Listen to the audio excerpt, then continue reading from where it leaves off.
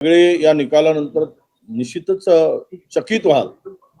काँग्रेस पार्टीला या राज्यामध्ये क्रमांक 2 वर आपण सगळे बघू शकाल। ग्रामीण भागातील जनतेने यावेळेस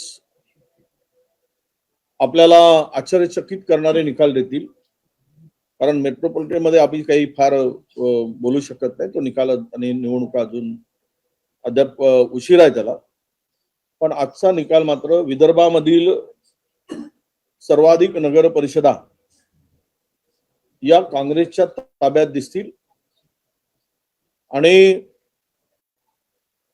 महाराष्ट्रामध्ये प्रचंड पैशाचा पूर आणला गेला, सत्तेचा दुरुपयोग केला गेला।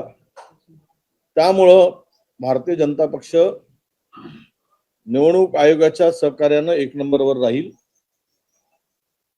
परंतु जनतेच्या आशीर्वादाने आणि जनतेच्या सहकार्याने आणि आम्ही कुठलाही बळ नसताना